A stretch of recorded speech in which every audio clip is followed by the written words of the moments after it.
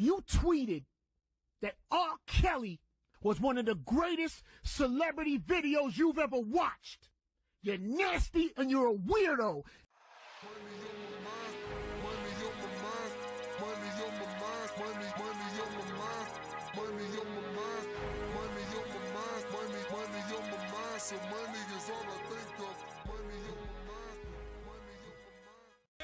What up, it's RealRawHughFlynt, Playboy the Hustler, and welcome to my page, RealRawHughFlynt's Philosophy. If you've been here before, you already know what it is. If it's your first time, I'm gonna need y'all to bang that like button, bang that subscribe button, and ring that notification bell so y'all can rock with me every time I drop a new video, you heard me?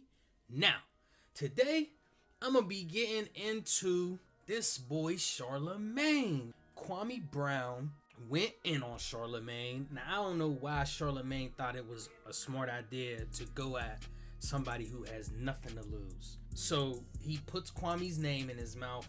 Kwame strikes back, exposing him. Basically putting out stuff that was already out there. Now, just to let y'all know, I've never heard of none of this stuff. None of this stuff I'm about to bring up, I had never heard of until I heard about the boy Charlamagne laughing about hitting the girl with the Spanish fly and all that. And so I did some research and all this other stuff start coming up. So I'm like, yo, not only is a continued thing that's been going on for however many years, but the thing that I just want to highlight is, why is nobody talking about this? Now, he's had multiple accusations against him. And this last one is not even an accusation. It's just a recording of him exposing himself. So let's just get right into what he said as far as how he drugged the girl. This is crazy. So let's... I didn't just get a drug. I remember going, I went to the sex store and got Spanish fly. Oh, so you raped her? Shut up. Spanish fly. They sell it in the sex store. I'm telling the truth. They sell it in the Spanish store. See, this is what they're talking about, how he just laughed about it. The next morning she wakes up and we talk about it. And she's like, what happened? So I'm telling her, no, me and you just had sex. Nobody else did nothing. You notice how the host keeps joking. He keeps laughing and giggling with Charlamagne. But really, he's, clarifying that his behavior is wrong. He's basically putting a stamp on it, but he's saying it in a joking way. So Charlamagne just keeps ratting on himself pretty much. It's crazy. Me and her had every intention of having sex with each other. So then why would you put the Spanish fly? I'm still a freaky motherfucker, but listen, was she passed out while you fucked her? Nah, she wasn't like... Wow. She was like one of those drunks where... she was one of those drunks where like... She was one of those drunks where she was like... What? Oh, like she wasn't coherent, but she was up. You know when your girls is like when you're blacked out like that. She wasn't. Don't know what the fuck's going on type shit. Like she was really. Wow. She was okay. I've heard enough. Now I've heard enough, and this is the reason why he said the reason why he put the pill in her drink is because he's freaky. Now, here's what throws me off. If you're freaky, why would you give a girl something that's gonna make her incoherent?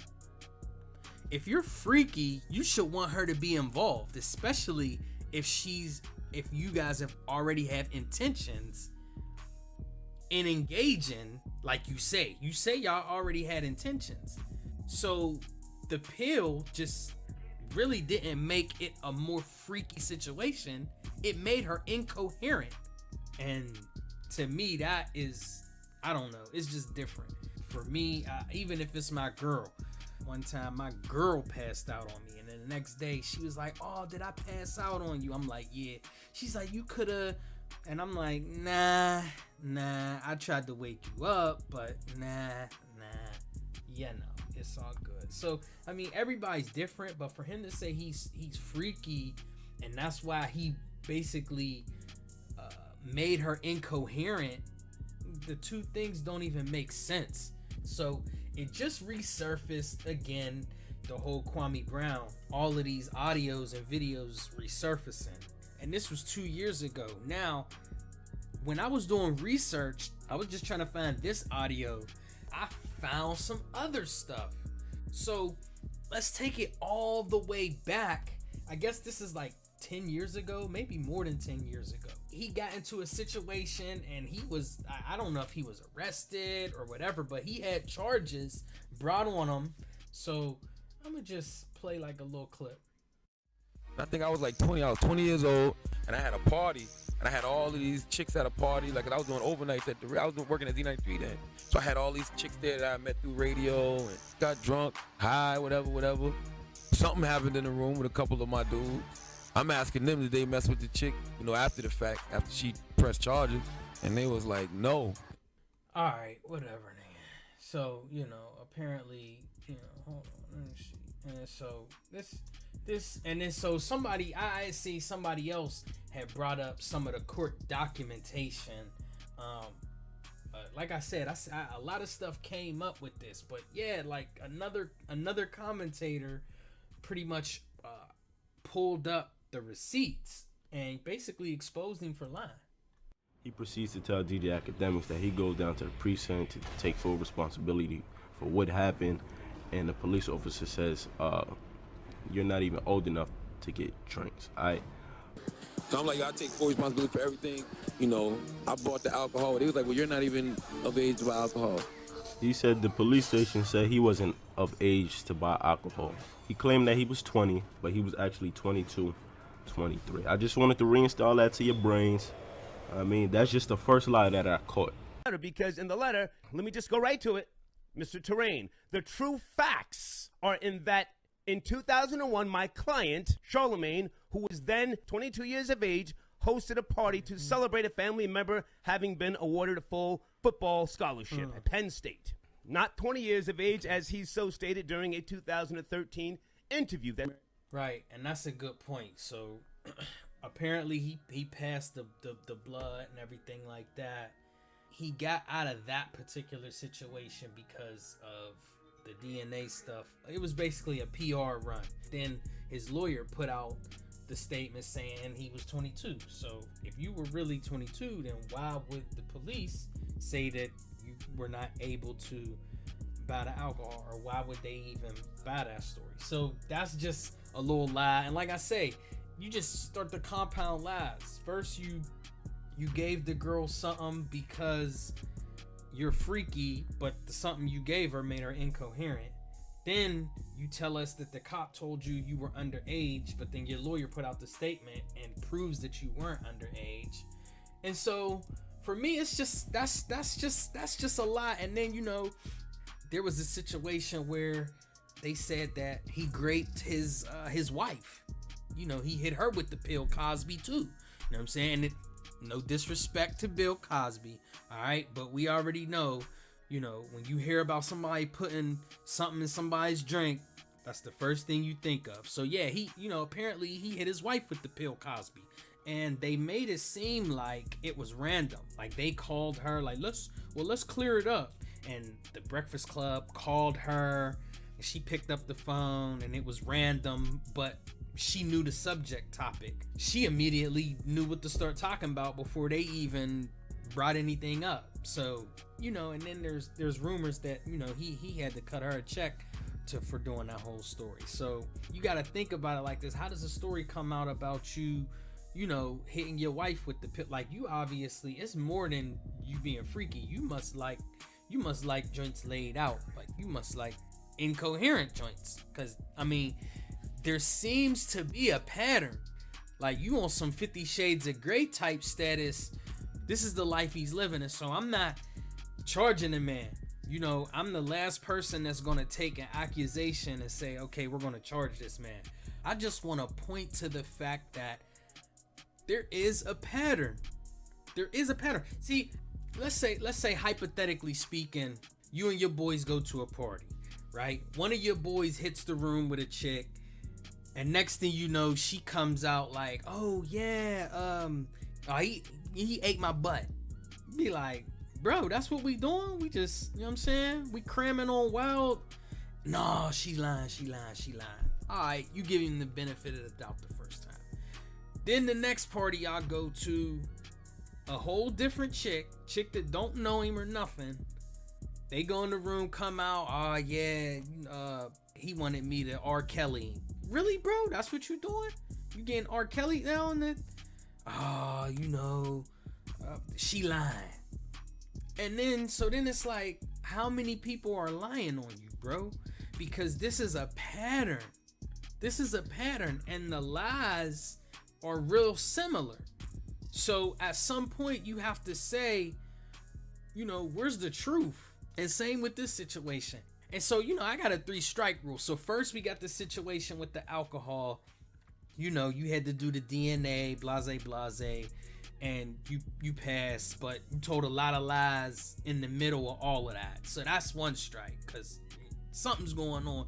We're not going to charge you with that, but that's a strike. That's not a fly out. You're not out of here, but that's definitely a strike. Then the second situation is with his wife.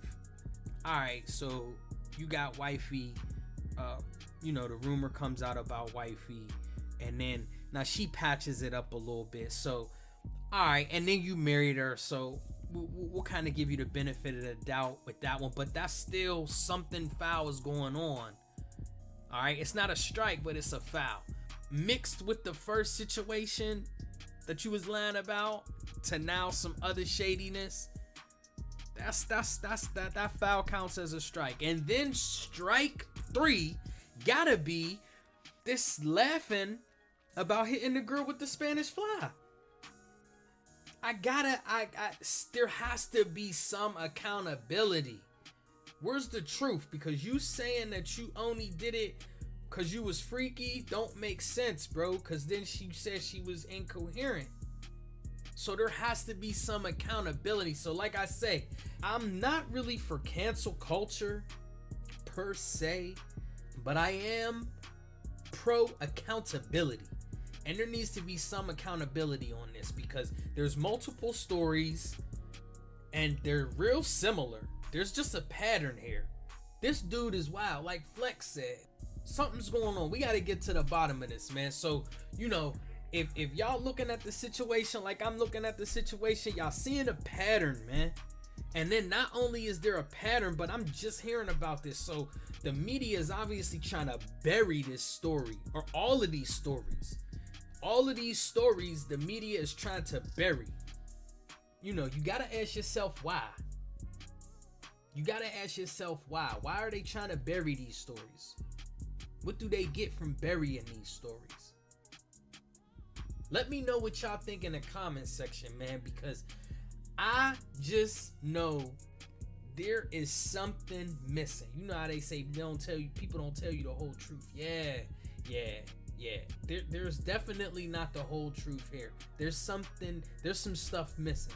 So let me know what y'all think, man. Is this situation, should he be canceled or not? Just based off of all of these different accusations that create a pattern. Should he be canceled just off of this? Should we basically look at him as if, nah, we not gonna rock with him? To be honest with you, I never rock with dude anyway. He's a great interviewer, and I will watch some of his clips, but when it comes to him, like his book or him getting interviewed by somebody else, I'm straight. All right. But, I do watch The Breakfast Club, and overall, there just needs to be some accountability, man, because there is a pattern. And the way I see it, which means we might have to get his ass up out of there. So that's my video for today. For more content like this, make sure y'all bang that like button, bang that subscribe button, and ring that notification bell so y'all can rock with me every time I drop a new video.